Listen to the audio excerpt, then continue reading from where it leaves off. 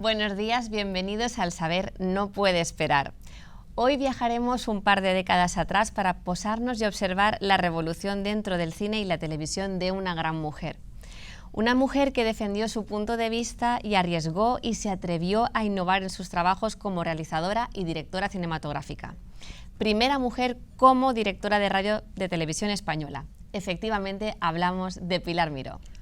Podríamos definirla como pionera del audiovisual en España, además de ser una directora que luchó contra la censura del franquismo. Es fascinante cómo creció desde abajo, empezando como meritorio en este mundo de hombres. Sí, me encanta que en una entrevista comentara que se presentó en el plató de la televisión y pidió trabajo. Le preguntaron qué sabía hacer y ella, sincera, comentó que nada, pero que tenía muchas ganas. Fascinante.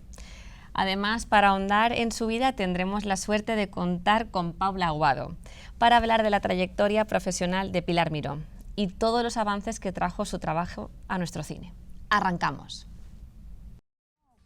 En el programa de hoy hablaremos de la etapa de Pilar Miró y su influencia en el mundo audiovisual.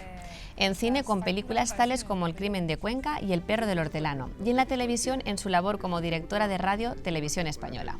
Además, nos detendremos en los diferentes directores que pertenecen a la conocida etapa Miró, tales como José Luis García o películas como Los santos inocentes, influenciadas por esta cineasta. Por último, remataremos este programa con nada menos que los éxitos que tuvo a nivel internacional nuestra protagonista y que le ayudaron a hacerse un nombre también en el extranjero, además de alentar a otros autores a realizar con mayor libertad sus obras. Bienvenidos de nuevo. Qué maravilla el programa que tenemos por delante. Cada vez son más referentes femeninos las que aparecen en el ámbito del cine y la televisión. Pero no ha sido un camino de rosas. Según el informe de CIMA, Asociación de Mujeres Cineastas de Medios Audiovisuales, solo 1 de cada 3 personas que trabajan en el sector audiovisual es mujer, representando en 2021 un 32% del total de profesionales frente a un 68% de los hombres. Estos porcentajes describen el sector cinematográfico de los largometrajes como un ámbito masculinizado. Por ello, hoy queremos destacar el trabajo de Pilar Miró y conocer su postura y lo que ayudó a impulsar el mundo audiovisual español. Para ello, encontramos con nosotras a Paula Aguado, experta cinematográfica y del mundo de nuestra protagonista. Bienvenida. Bienvenidos al programa. Estoy muy contenta de estar aquí con vosotras. Tengo una primera pregunta. Es una pregunta un poco personal. ¿Por qué decidiste dedicarte a la crítica cinematográfica y más concretamente escribir artículos sobre la vida de Pilar Miró? De pequeña sabía que me quería dedicar a esto, pero no tenía ningún referente hasta que un día, en una conversación con mis padres, hablamos sobre Pilar Miró y me entró curiosidad sobre su vida, su carrera profesional. Sí, podríamos estar horas hablando sobre ello, pero veamos un vídeo sobre ella. Adelante. Hablar de Pilar Miró es hablar de la historia del cine y la televisión en España. Fue una mujer poderosa y controvertida, una mujer con mucho talento y una personalidad arrolladora. Llegó a Televisión Española en 1962 y con perseverancia logró hacerse un hueco en un mundo dominado por hombres. Miró se convirtió en la primera mujer que tomaba las riendas de un control de televisión. A principios de los 80 ocupó la Dirección General de Cinematografía. En esta época volvió a ser historia, ya que consiguió sacar adelante la Ley Miró, que no sentó muy bien en algunos sectores del mundo cinematográfico. El siguiente cargo que ocupó fue el de Directora General de Radiotelevisión Española en 1986.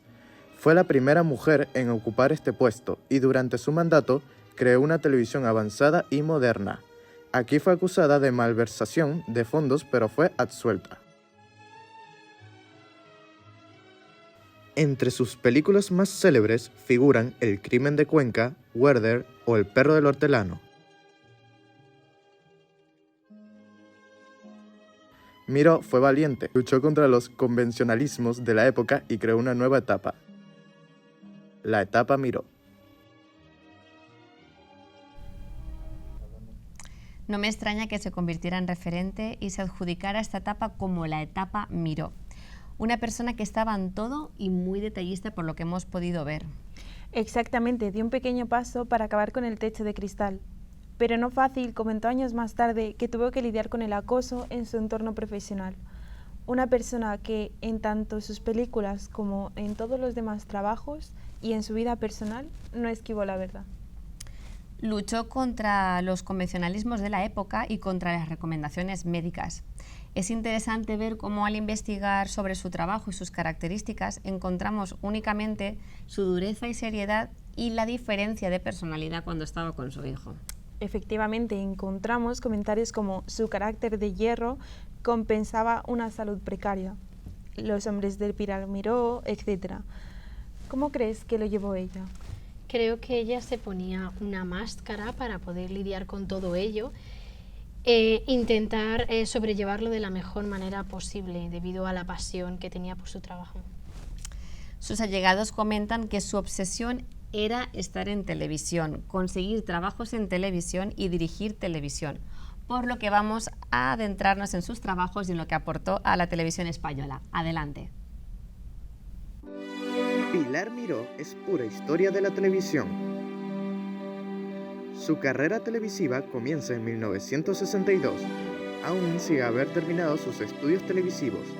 Fue la primera realizadora de la historia de la televisión española, llegando a realizar más de 200 programas durante su trayectoria.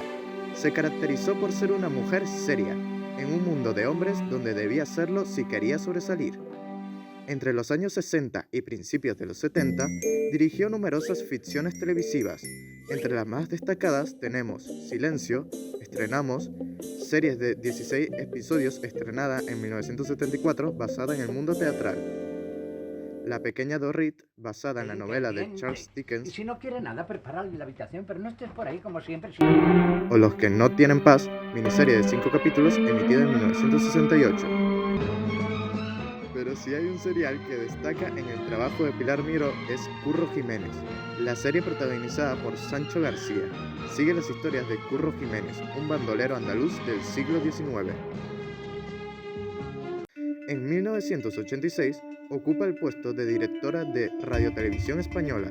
Con lealtad al rey y hacer guardar la Constitución como norma fundamental del Estado. Siendo la primera mujer en ocupar el puesto.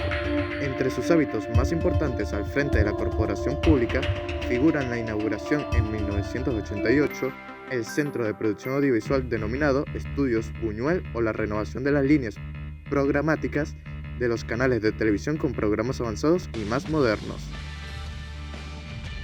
El Consejo de Ministros de mañana viernes va a decidir el relevo de Pilar Miró como directora general de Radiotelevisión Española. Fue despedida en 1989 por un supuesto caso de malversación de fondos, del que fue absuelta en 1992.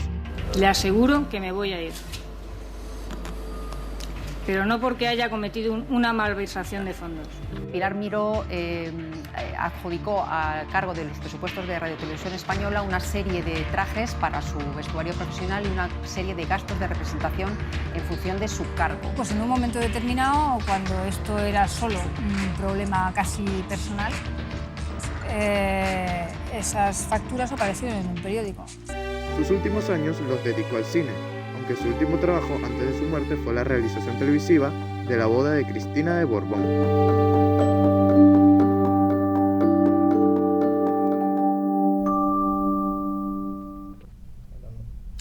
Wow, me ha llamado mucho la atención que insistieran en censurarla hasta tal punto de despedirla sin llegar a ver una sentencia del Tribunal Supremo. Exactamente.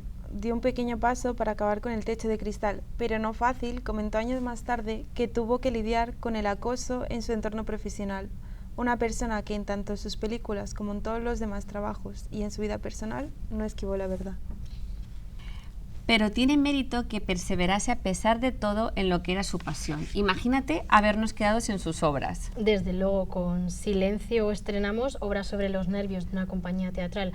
Cuando cae el telón, se abrió paso al teatro en el mundo televisivo. Como por ejemplo la entonces polémica Ley Miró, que pretendía emular un modelo francés en el que el gobierno facilitaba las subvenciones antes de hacer la película y no a posteriori, como se solía hacer en nuestro país. Toda la experiencia que había ido adquiriendo como realizadora es lo que permite llegar a encargarse de uno de los trabajos más importantes en la historia de la retransmisión española, como fue La boda de las infantas. Eso fue un cambio importante en la realización de la transmisión en directo en televisión hasta el momento en España. ¿Cómo crees que influyó en su fama incluso tras su muerte respecto al medio televisivo que tanto tiempo trabajó? Evidentemente es una prueba del éxito que tuvo y de la confianza que inspiraba a cualquiera de las personas que trabajó con ella e incluso en cine.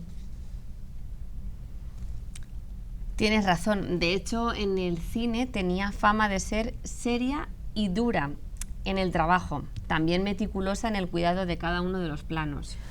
Sí, estoy de acuerdo con la última parte, porque más bien era una persona que sabía lo que hacía y se le atribuía esa faceta por ser una mujer con tanta fuerza y talento. Y vaya talento. Veamos pues lo que han preparado nuestros compañeros sobre ella y el cine. Dentro vídeo. De cinematografía, uniendo de manera magistral la belleza visual con una narración profundamente emotiva. Su enfoque en la psicología de los personajes se hizo evidente en obras emblemáticas como El perro del hortelano y Beltenebros. Sin embargo, uno de los aspectos más notables de su técnica cinematográfica fue su dominio en el manejo de la iluminación. En El crimen de Cuenca, por ejemplo, Pilar Miró demostró su habilidad al utilizar la iluminación con meticulosidad. En esta película, la directora empleó la luz para subrayar los contrastes emocionales en la trama, creando una atmósfera inquietante e inmersiva que transportaba al espectador directamente al mundo de la película. Cada haz de luz y sombra estaba cuidadosamente coreografiado para realzar la tensión emocional y la profundidad de los personajes. Además de su destreza en la iluminación, también se destacó por su habilidad para explorar la psicología de sus personajes. En Gary Cooper, que estás en los cielos, nos llevó a un viaje profundo en los dilemas morales de los protagonistas, mediante primeros planos que revelaban las tensiones internas y las complejidades de sus emociones. Su capacidad para capturar las expresiones faciales de los actores de manera que transmitieran la riqueza de los personajes era excepcional. La elección de planos de Pilar Miró también era sumamente significativa en sus películas. En El crimen de Cuenca, utilizó planos largos y detallados para sumergir al público en la historia, creando una sensación de inmersión que intensificaba la experiencia cinematográfica. Su maestría en la composición visual añadía capas de significado a través de la disposición de los elementos en pantalla. El legado de Pilar Miró como directora de cinematografía sigue inspirando a cineastas de todo el mundo, y sus películas continúan siendo un referente ineludible para quienes aprecian el arte de contar historias a través del lente de la cámara.